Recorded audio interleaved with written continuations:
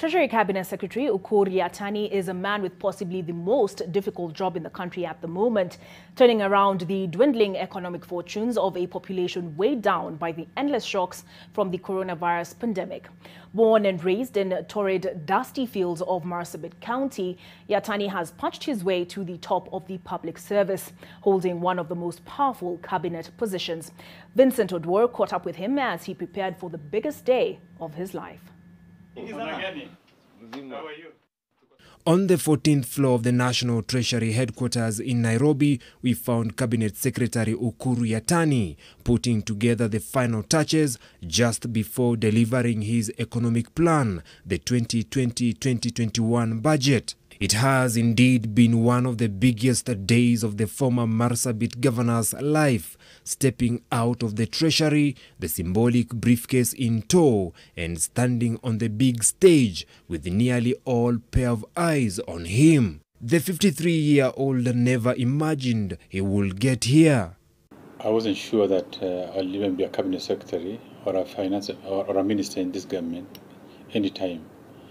But I'm grateful because God and His Excellency the President Ukur Kenyatta gave us an opportunity, and it's a honor and a vote of trust that I maintain every single day.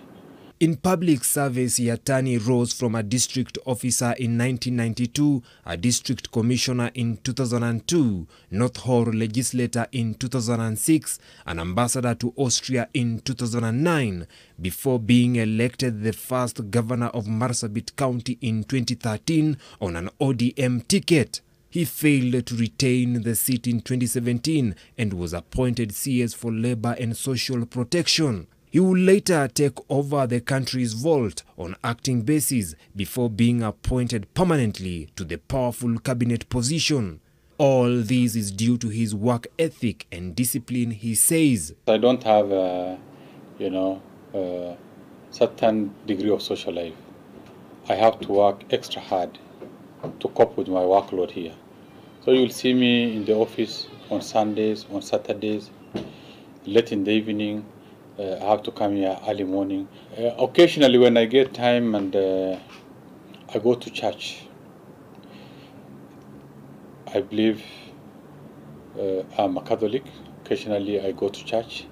That's the only time I get an opportunity to see friends, to see people, and to interact. But the only difference is that a few more people now recognize me from far than before.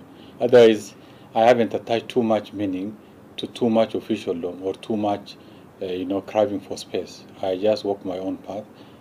I remain humility.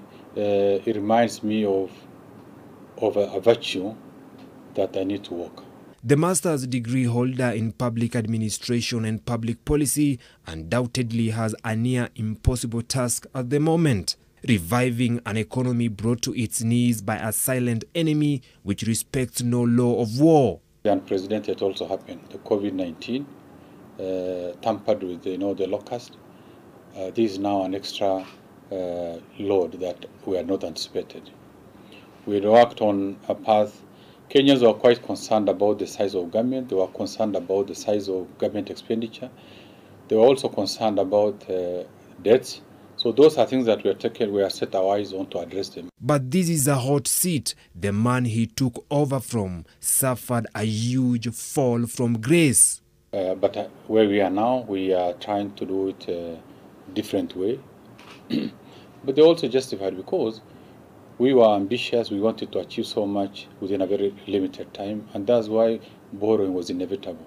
From Forole village, North Hall sub-county, to the powerful ministry, Yatani's success story epitomizes his claim to utter determination and daring to dream.